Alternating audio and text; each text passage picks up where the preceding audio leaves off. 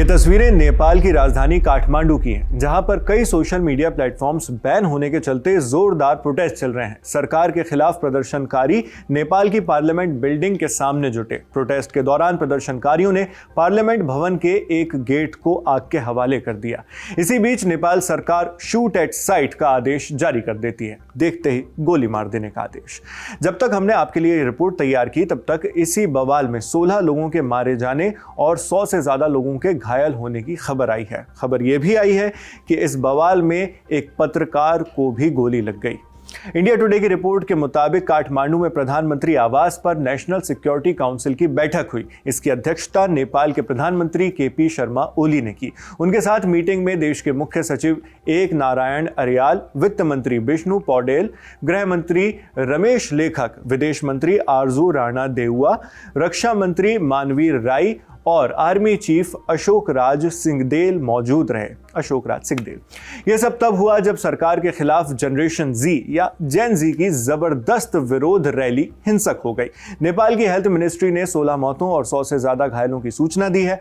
काठमांडू के हॉस्पिटल्स में लगातार घायलों की तादाद बढ़ती जा रही है। इसके चलते वहां पर रिसोर्सेज की भी भारी कमी हो गई। प्रदर्शनकारियों ने सरकार के खिलाफ करप्शन और बद इंतजामी यानी मेल गवर्नेंस के आरोप लगाए, जमकर नारेबाजी की। सोशल मीडिया बैन को तोड़ने के लिए वीपीएन का इस्तेमाल कर मूवमेंट को कोऑर्डिनेट किया। वीपीएन यानी वर्चुअल प्राइवेट नेटवर्क, ये पब्लिक इंटरनेट पर एक सीक्रेट टनल की तरह काम करता है, जिससे आपकी ऑनलाइन एक्टिविटी पब्लिक से छिप जाती है। इससे इंटरनेट पर आपकी लोकेशन भी बदल दी जा सकती है, जिसके जरिए नेपाल में होने के बावजूद लोग इस बैन वॉल को बाईपास कर पा रहे हैं, क्योंकि फेसबुक, इंस्टाग्राम, व्हाट्सएप जैसे पॉपुलर प्लेटफॉर्म्स को मिलाकर कुल 26 सोशल मीडिया प्लेटफॉर्म्स पर नेपाल सरकार ने तो पाबंदी लगा दी। इसलिए उन्हें अब वीपीएन का इस्तेमाल कर एक्सेस किया जा रहा है। यही वजह है कि सबसे मशहूर और कॉमनली यूज्ड ऐप्स को ब्लॉक कर देने के बावजूद प्रोटेस्टर्स आपस में तेजी से कोऑर्डिनेट कर पा रहे हैं। इसी तरह वो प्रदर्शन से जुड़े वीडियो सोशल मीडिया पर अपलोड भी कर रहे हैं। हालात यहां तक पहुंच गए हैं कि संसद भवन की सुरक्षा के लिए नेपाल आर्मी की 2 से 3 पलटन तैनात करनी पड़ गई। फिलहाल सेना की मौजूदगी सिर्फ काठमांडू तक ही सीमित है। हालांकि नेपाल के एंटी करप्शन और एंटी गवर्नेंस प्रोटेस्ट अब सिर्फ काठमांडू तक सीमित नहीं रह गए हैं। पोखरा, बुटवल, चितवन, नेपालगंज और विराटनगर से भी बड़े प्रदर्शन की रिपोर्ट सामने आने लगी हैं। मगर फिलहाल नेपाल आर्मी का ज्यादातर ध्यान संसद के आसपास के इलाकों की हिफाजत पर ही है। इंटरनेशनल न्यूज एजेंसी रॉयटर्स के मुताबिक नेपाल सरकार के प्रवक्ता ने इस पर जानकारी दी। उनका कहना है कि काठमांडू में हालात काबू से बाहर होते देख सरकार ने सेना को लॉ एंड ऑर्डर बनाए रखने के लिए बुलाया। भारी विरोध के बीच नेपाल के पीएम केपी शर्मा ओली और राष्ट्रपति रामचंद्र पौडेल के घर पर भी सेना तैनात कर दी गई। इससे पहले प्रदर्शन को भांपते हुए सरकार ने पहले ही कर्फ्यू लगा दिया था। ऐसे में जब प्रदर्शनकारियों ने संसद पर धावा बोला तो पुलिस ने उन पर आंसू गैस, रबर की गोलियां और वाटर कैनन का इस्तेमाल किया। काठमांडू डिस्ट्रिक्ट ऑफिस के प्रवक्ता मुक्तिराम रिजाल ने कहा है कि स्थिति कंट्रोल से बाहर हो रही थी, इसलिए रात 10 बजे तक के लिए कर्फ्यू लगा दिया गया है। इस प्रोटेस्ट को मीडिया में नेपाल का जेनजी प्रोटेस्ट कहा जा रहा है। वजह यह है कि सबसे ज्यादा सोशल मीडिया यूजर्स जेनजी या उसके आसपास की ही उम्र के हैं।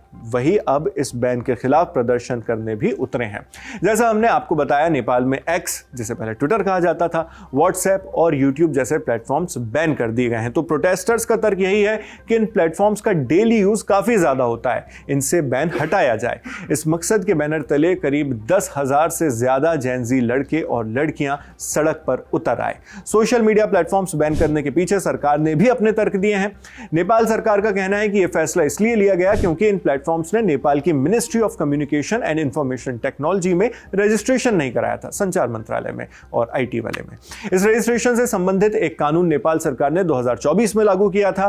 कानून के तहत सभी सोशल मीडिया कंपनीज को नेपाल में ऑपरेशंस के लिए नेपाल के अंदर के लोकल हेडक्वार्टर स्थापित करने जरूरी हैं।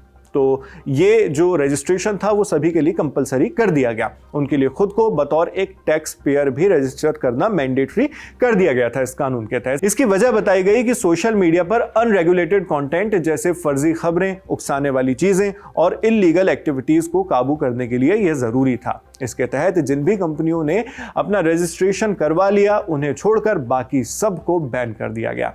अब आप सोच रहे होंगे कि वो प्लेटफॉर्म्स कौन से हैं जो इस बैन की तलवार से बच गए। तो ये 5 नाम नोट कीजिए: टिकटॉक, वाइबर, निम्बस, विटके और Poopó live. TikTok Chinese app है, वाइबर जापानीज मैसेजिंग ऐप है, निम्बस भी एक मैसेजिंग ऐप है जो यूके में बेस्ड है, यूनाइटेड किंगडम में। पोपो लाइव एक सिंगापुर बेस्ड स्ट्रीमिंग प्लेटफॉर्म है। तो ये एक ऐसी खबर है जिसमें लगातार अपडेट्स आ रहे हैं। जब भी कोई नई और बड़ी जानकारी सामने आएगी वो भी हम आप तक इसी तरह पहुंचाते रहेंगे। मैं हूं शेख नाविद, देखते रहिए दी ललन टॉप।